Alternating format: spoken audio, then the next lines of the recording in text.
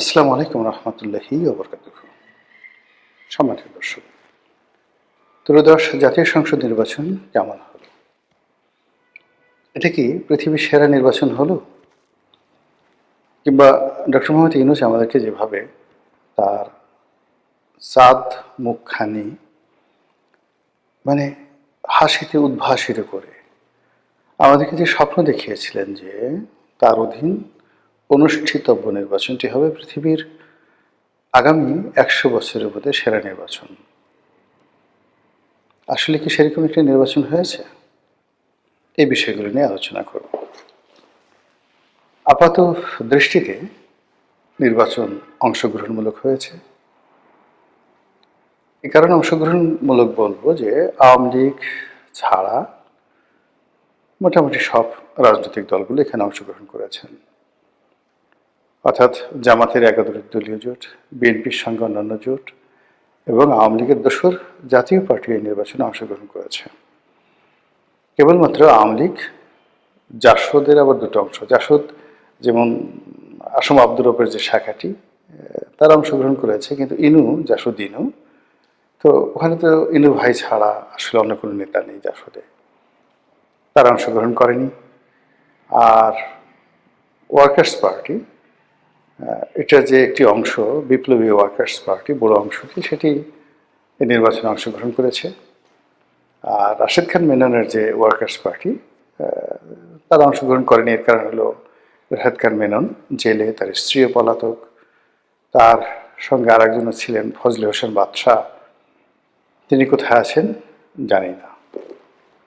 তো এনিওয়ে, যেটাই এই নির্বাচনের মাঠে দেখা গেছে যে প্রায় প্রতিটি ভোট কেন্দ্রে আওয়ামী লীগের যারা ভোটার তারা ব্যাপক সংখ্যায় অংশগ্রহণ করেছেন। কিছু কিছু অতি আশ্চর্য ভিডিও ফুটেজ আমাদের সামনে এসেছে, যেখানে ভোটাররা বলার চেষ্টা করেছেন যে আমরা শুনতে পেরেছি বিএনপিকে ভোট দিলে আওয়ামী লীগের উপকার হবে, শেখ হাসিনা দেশে আসতে পারবে, এই জন্য আমরা বিএনপিকে ভোট দিয়েছি। অর্থাৎ বাংলাদেশের যে সকল এলাকাতে কট্টর আওয়ামী লীগের লোকজন, যারা জীবনে নৌকা ছাড়া ভোট দেয় না, নৌকার বিরুদ্ধে যায় না এবং নৌকা না থাকলে ভোট কেন্দ্রে যায় না, তারাও এবার ভোট কেন্দ্রে এসেছে। যদিও তাদের নেত্রী শেখ হাসিনা প্রকাশ্যে ভোট বর্জনের ডাক দিয়েছেন, আর সজীব ওয়াজেদ জয়, সাবেক প্রধানমন্ত্রী তনয়, তিনি নিজেও ভোট বর্জনের ডাক দিয়েছিলেন, কিন্তু সম্ভবত তলে তলে বিএনপির যারা নেতৃবৃন্দ রয়েছেন তাদের সঙ্গে আওয়ামী লীগের কোনো সমঝোতা হয়েছে, অথবা বিএনপির সঙ্গে ভারতের সমঝোতা হয়েছে, অথবা কোনো সমঝোতাই হয়নি। আওয়ামী লীগ মনে করেছে যে একটি পলিটিক্যাল ট্রানজিশন, সেই পলিটিক্যাল ট্রানজিশনে যদি ডক্টর মোহাম্মদ ইউনূসের যে জমানা, সেই জমানা থেকে একটি ভিন্নতর গণতান্ত্রিক পরিবেশে যেতে হয়, তাহলে এই মুহূর্তে বিএনপিকে সাহায্য করার কোনো বিকল্প নেই। যদিও তারা 17টি বছর ধরে বিএনপিকে জাতশত্রু মনে করেছে, বিএনপির প্রতিষ্ঠার পর থেকে তারা নানা রকম প্রোপাগান্ডা ছড়িয়েছে। প্রেসিডেন্ট জিয়াকে তারা বঙ্গবন্ধুর খুনি হিসেবে অভিহিত করেছে। আরও জঘন্যভাবে তারা বলার চেষ্টা করেছে যে জিয়াউর রহমান মুক্তিযোদ্ধা ছিলেন না, তিনি পাকিস্তানের চর ছিলেন, দুর্ঘটনাবশত তিনি মুক্তিযোদ্ধা হয়ে গেছেন।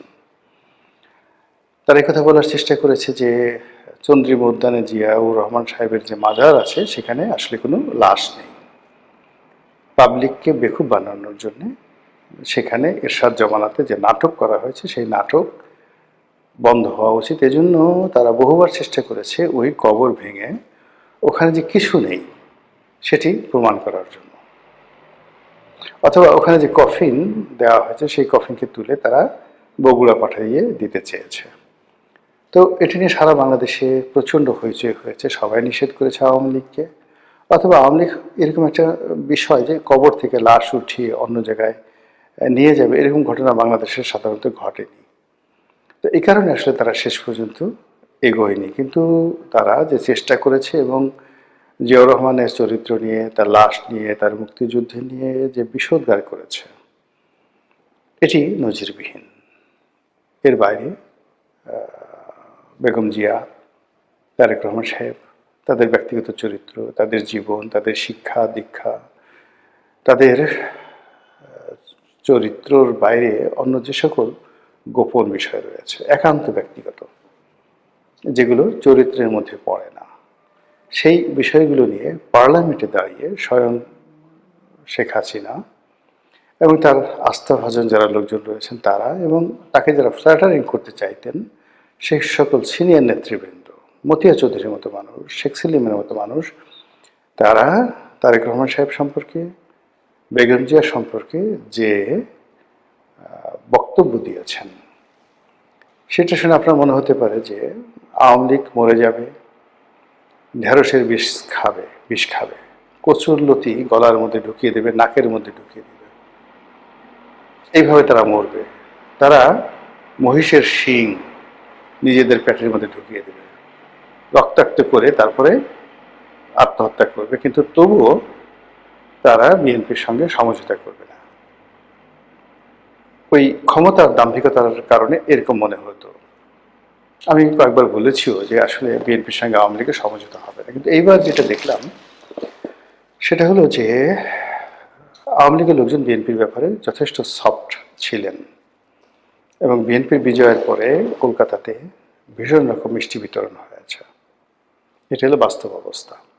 তো এই বিষয়গুলো রাজনীতিতে একেবারে যাকে বলা হয় নতুন ঘটনা। আর অন্যদিকে বিএনপি যারা বিজয়ী হয়েছে তারা আওয়ামী লীগের ব্যাপারে অনেক নমনীয়, অনেকগুলো কথা তারা বলতে পারতেন কিন্তু সেই কথাগুলো তারা বলছেন না, অনেকগুলো কাজ তারা করতে পারতেন গত কয়েকদিনে, বিজয়ের পর তারা সেই কাজ করছেন না।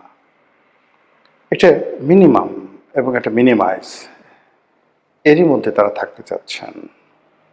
যাই হোক, এরই মধ্যে নির্বাচন নিয়ে যে প্রশ্ন, যে সত্যিকার অর্থে কি ওরকম একটা ভালো নির্বাচন হলো, নাকি ম্যাটিকুলাস ডিজাইনের একটি নির্বাচন হলো, অংশগ্রহণমূলক শান্তিপূর্ণ একটি নির্বাচন হলো, নাকি ইতিহাসের সবচেয়ে জঘন্য যে ভোট ইঞ্জিনিয়ারিং, সেই ভোট ইঞ্জিনিয়ারিংয়ের একটা মহড়া হয়ে গেল।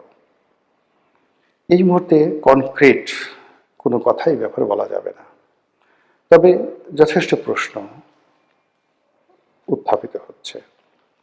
প্রথমত হলো যে ভোটের হিসাব মিলছে না, আসনের হিসাব মিলছে না। যারা নির্বাচিত হয়েছেন তাদের ভাবসাব দেখে মনে হয় না যে তারা নির্বাচিত হয়েছেন। এখানে হানা ভোটের যে রেশিও, অনুপাত, সেটা মিলছে না, এবং ভোট কেন্দ্রে জগা খিচুড়ি, রেজাল্ট শিটে জগা খিচুড়ি, এসব দেখে সবাই যেটা বলার চেষ্টা করছেন যে এটা আসলে অনেকটা আমি ডামি, আমি মামু, আমিদের মামিদের যে নির্বাচন আমরা অতি পূর্বে দেখেছি সেটারই একটা digital plus artificial intelligence version হয়ে গেছে। এটা অনেকটা সেই আল্ট্রাসোনোগ্রামের মতো, এটা অনেকটা সেই কি বলে পিত্তথলির পাথর, যেটা আল্ট্রাসাউন্ড দিয়ে পিত্তথলির পাথর অপসারণ করা হয়, ঠিক ওই রকম হয়ে গেছে। আমরা ভোট কেন্দ্রে শান্তি দেখেছি, বিভিন্ন ভোট কেন্দ্রে ভোটারদের উপস্থিতি দেখেছি, আবার কোনো কোনো ভোট কেন্দ্রে খা খা করছে, কোনো ভোটার উপস্থিতি দেখিনি। কিন্তু দিন শেষে যারা রাজনীতির প্রতিপক্ষ তারা কেউ কোনো অভিযোগ করেননি। অভিযোগ না করে তারা একে অপরকে সহযোগিতা করেছেন, সমঝোতা করেছেন, আমি এবং ডামির মতো, অথবা আমু এবং মামুর মতো, দিল্লি অথবা বিল্লির মতো, এরকম একে অপরকে সাহায্য সহযোগিতা করেছেন, এবং যে রেজাল্ট হয়েছে, যে রেজাল্ট বেরিয়েছে, এটা সবাই মেনে নিয়েছেন। বাংলাদেশ অন্তত যারা আছে তারা, এমনকি দেশের বাইরে যারা আওয়ামী লীগ, তারাও মানে হালকা পাতলা একটু সমালোচনা করেছেন, কিন্তু অ্যাজ এ হোল বড় কোনো যাকে বলা হয় সমালোচনা তারা করেননি। তো বোঝার চেষ্টা করুন যে এখানে সমঝোতাটা কোন পর্যায়ে হয়েছে, এবং পুরো সমঝোতাটা কি ভারতের পক্ষে হয়েছে, আমেরিকার পক্ষে, নাকি এই যে সমঝোতাটা এটি ডক্টর মোহাম্মদ ইউনূসের বিরুদ্ধে হয়েছে। এগুলো নিয়ে খুব দ্রুত দেখবেন যে আলোচনা শুরু হয়েছে, কথাবার্তা শুরু হয়ে গেছে। অন্যদিকে ইঞ্জিনিয়ার মানে এই নির্বাচনে যারা বিজয়ী হয়েছেন অনেকে ঠাট্টা করে তাদেরকে ইঞ্জিনিয়ার সাহেব বলে ডাকছেন। আমরা যেমন সাহেব বলি, এটাকে ঠাট্টা করে সহায়কার সাপ ইঞ্জিনিয়ার সাপ, এইভাবে বিভিন্ন মানুষকে তির্যক ভাবে সমালোচনা করা হচ্ছে। আপনাদের মনে আছে যে একটা বিশাল নাটক হয়েছিল বাংলাদেশের রাজনীতির অঙ্গনে, সেটা হলো রানা প্লাজা ধ্বংসের পরে সেখানে হঠাৎ করে রেশমা নামক একটি মেয়েকে উদ্ধার করা হয়েছিল। তো ওই সময়টিতে রেশমাকে যখন উঠানো হলো তখন সাংবাদিক মুন্নি সাহা তার অনুভূতি জানতে চেয়েছিলেন এবং সেটা নিয়ে সারা বাংলাদেশ তোলপাড় হয়েছিল যে এইরকম নাটক বাংলাদেশে রেশমা নাটকের মতো এত চমৎকার নাটক হয়নি, সবাই বুঝছিল এবং সবাই বিনোদিত হয়েছিল। এবং এর মধ্যে আবার একটা লঞ্চ ডুবে গেছিল আওয়ামী লীগ জমানাতে, এবং সেই লঞ্চ ডুবির এক সপ্তাহ পরে লঞ্চের ভিতর থেকে জীবন্ত মানুষ উদ্ধার করা হয়েছিল। এরকম গাঁজাখুরি ঘটনা বাংলাদেশে ঘটে। কাজেই ভোটের ময়দানে কত বড় গাঁজাখুরি ঘটনা ঘটতে পারে, কত বড় ইঞ্জিনিয়ারিং হতে পারে, কত বড় বদমাইশি হতে পারে, মুনাফিক হতে পারে, এ সকল নিয়ে যেভাবে মানুষের সংখ্যা রয়েছে, আবার একই সঙ্গে ধরুন ভালো একটা নির্বাচন যে বাংলাদেশে হতে পারে এটা নিয়েও কিন্তু প্রশংসা হয়ে গেছে। কিন্তু এই সব কিছুর মূলে বেলটা নাড়া দিয়ে গেছে বাংলাদেশের যে প্রথিতযশা আলোচিত সাংবাদিক খালিদ মহিউদ্দিন, ইন্ডিপেন্ডেন্ট টেলিভিশনের সেই বিখ্যাত সাংবাদিক যিনি ডয়েস ভ্যালের জার্মান অফিসে বসে খালিদ মহিউদ্দিন জানতে চায় অনুষ্ঠানের মাধ্যমে ডয়েস ভ্যালিকে সারা বাংলাদেশে বাংলাভাষীদের কাছে পরিচিত করেছেন এবং একটি talk show, online talk show, এটা মূলধারার গণমাধ্যম 10টা গণমাধ্যম একত্র করলেও যে গুরুত্ব বহন করে তার চেয়ে বেশি গুরুত্ব বহন করত জনাব খালিদ মহিউদ্দিনের সেই ডয়েস ভ্যালের সেই টক শোটি। তিনি ডয়েস ভ্যালে ত্যাগ করে এখন আমেরিকার খুব জনপ্রিয় একটি পত্রিকা রয়েছে ঠিকানা, সেই ঠিকানা পত্রিকার তিনি সম্পাদক এবং সেখানে তিনি একটা টক শো করেন ঠিকানায় খালিদ মহিউদ্দিন এই নামে। তো সেই খালিদ মহিউদ্দিন নির্বাচনের সময় বাংলাদেশে এসেছেন, তিনি কি দেখলেন এবং কি বললেন, এই তার বক্তব্যটি আসলে একমাত্র ন্যারেটিভ বাংলাদেশের। যত সংবাদপত্র আছেন কেউ মানে ইঁদুরের গলায় ঘন্টা বাঁধতে পারেনি, বিড়ালের গলায় ঘন্টা বাঁধতে পারেনি, কেউ শিকা নাড়তে পারেনি, কেউ বিকল্প ধারায় প্রশ্ন করতে পারেনি। কিন্তু খালিদ মহিউদ্দিন তিনি নির্বাচনের দিন যে ভোট কেন্দ্রে গিয়েছেন, এই ভোট কেন্দ্রে যে দৃশ্যগুলো তিনি একটার সঙ্গে অন্যটা এমন সুন্দরভাবে লাগিয়ে দিয়েছেন যেটাকে বলা হয় দ্য রিয়েল জার্নালিজম। এবং ওর মাধ্যমে বোঝা যায় যে ইঞ্জিনিয়ারিং কাকে বলে, বা কত প্রকার কী কী, কতটা নিকৃষ্ট হতে পারে ইত্যাদি। এই গেল এক। দ্বিতীয়ত তিনি বুক ফুলিয়ে তারেক রহমান সাহেব যে সংবাদ সম্মেলন করেছেন সেখানে দাঁড়িয়েছেন, দাঁড়ানোর পরে তারেক রহমান সাহেবকে প্রশ্ন করেছেন যে এখানে আপনাদের যে বিজয়, এই বিজয়ের মূলে কি ইঞ্জিনিয়ারিং ছিল, ইলেকশন ইঞ্জিনিয়ারিং কেমন ছিল, কোন প্রকৃতির, জাস্ট অ্যাডজেক্ট প্রশ্নটা যাই হোক, মানে এর উত্তর হলো নির্বাচনে একটা ইঞ্জিনিয়ারিং হয়েছে, ইঞ্জিনিয়ারিং সেই নির্বাচনের মাধ্যমে তারেক রহমান সাহেব গ্রেটেস্ট ইঞ্জিনিয়ার রূপে প্রধানমন্ত্রী পদে মনোনীত হয়েছেন। এই যে অভিযোগটি পথে ঘাটে মাঠে হচ্ছে, সন্দেহ দানা বাঁধছে, এই কথাগুলো খালিদ মহিউদ্দিন ছাড়া আর কেউ ভাবতেও পারেনি, বলতে পারেনি। He is the first man, I salute him. এবং তিনি সেই কথাটা আবার তারেক রহমান সাহেবকে শুনিয়ে দিয়েছেন।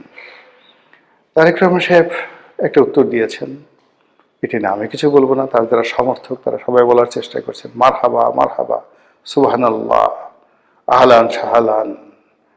তো এই কথাগুলো বলছেন যা হয় ক্ষমতাধরদেরকে নিয়ে, কিন্তু সর্বনাশ যা হওয়ার সেটা হয়ে গেছে ওই একটা প্রশ্নে। দ্বিতীয়ত, প্রশ্ন করার আগে তিনি যে সার্কোজি করেছেন জনাব খালিদ মহিউদ্দিন, তিনি যে বডি ল্যাঙ্গুয়েজ প্রদর্শন করেছেন নিশ্চয়ই ইউনিক। তিনি হেসেছেন, মানে একেবারে শিশুর মতো হাসার চেষ্টা করেছেন, মনে হয় যেন তিনি কিছু বুঝেন না। তারপর তিনি অভয় চেয়েছেন, আপনি যদি অভয় দেন, আমি বলি মহারাজ, এটা রীতিমতো টিটকারি করা, ঠাট্টা করা। এটা ভবিষ্যৎ প্রধানমন্ত্রীকে ঠাট্টা করা নয়। অতীতে তারেক রহমান সাহেবের অধীনে যখন হাওয়া ভবন ছিল, ঠিক ওই সময়টিতে সাংবাদিকতা করতে গিয়ে যারা বিপদে পড়েছেন, অনেকে জানেন যে এটিএন নিউজে একবার একটা নিউজ ছাপা হয়েছিল, সেই অফিস তছনছ করে দেওয়া হয়েছিল। বহু সাংবাদিক, বহু টেলিভিশন সাংবাদিক মালিক, তাদের গাল আর পিঠ, ও মাই গড, এখনো সেই স্মৃতি, মানে পৌষের যে পরশ, পৌষ মাসের যে পরশ, সেই পরশের মতো এখনো তাদেরকে সেগুলো জানান দেয়। এবং খালিদ মহিউদ্দিন নিঃসন্দেহে সেই জিনিসগুলো ভুলেননি। না ভুলার কারণে তিনি সেই যে অতীতের যে ধারাবাহিকতা থেকে সামনে এনে তিনি টিটকারি করেছেন, মস্কারা করেছেন, সার্কোজি করেছেন যে যদি অভয় দেন তো বলি। তো অভয় দিয়েন বলি, এই জন্য তিনি আর অপেক্ষা করেন। এই কথাটা বলে মূলত তারেক রহমান সাহেবের উপর একটা বোঝা চাপিয়ে দিয়েছেন যে you are the man, dash dash dash, আপনার সামনে কথা বলতে অভয়ের দরকার আছে। তারপরে তার অনুমতি ছাড়াই তিনি অভয় চেয়েছেন বটে, কিন্তু অনুমতির জন্য তিনি অপেক্ষা করেননি, অভয়ের জন্য অপেক্ষা করেননি, তিনি ফটাফট তার প্রশ্নটা করে বসেছেন। এখন এটা নিয়ে কোনো প্রশ্ন হচ্ছে না, কিন্তু খালিদ মহিউদ্দিনের এই হাসি এবং তার এই প্রশ্ন বাংলাদেশে ইতিহাস হয়ে থাকবে। আমি খালিদ মহিউদ্দিনকে নিয়ে একটা, যাকে বলা হয়, স্ট্যাটাস দিয়েছি। তো ইট ওয়াজ পজিটিভ, যে মানুষ এত সুন্দর করে হাসতে পারে, পজিটিভ, যেটা খালিদ মহিউদ্দিনকে না দেখলে আমি বুঝতে পারতাম না। কিন্তু মানুষ মনে করছে যে আমি খালিদ মহিউদ্দিনকে টিটকারি করছি বা তাকে আমি ই করছি, ফলে দ্বিধা আসছে নেগেটিভ মনে করে। প্রায় 2 লাখ সেখানে লাইক পড়েছে, প্রায় 1 কোটি লোক সেই মানে আমার পেজেই 1 কোটি লোক সেই পোস্টটা দেখেছে, মানে প্রায় 10,000 লোক কমেন্ট করেছে, ইত্যাদি ইত্যাদি নানা রকম। আর কত শেয়ার হয়েছে তার কোনো ইয়াত্তা নেই। কিন্তু আমি যে কথাগুলো খালিদ মহিউদ্দিন সম্পর্কে বলতে চেয়েছি ওটার মাধ্যমে এই এখন যেটা বললাম, এটা হলো মেইন। আগামীতে যদি 2026 সনের ভোট ইঞ্জিনিয়ারিং, এই ভোট ইঞ্জিনিয়ারিং নিয়ে কেউ গবেষণা করে, কেউ কথা বলে, কেউ প্রশ্ন তোলে, সেক্ষেত্রে রেফারেন্স হিসেবে খালিদ মহিউদ্দিনের এই প্রশ্নটি ইতিহাস হয়ে থাকবে। মহান আল্লাহ আমাদের সবাইকে হেদায়েত দান করুন এবং হেফাজত করুন। আসসালামু আলাইকুম ওয়া রাহমাতুল্লাহি ওয়া বারাকাতুহু।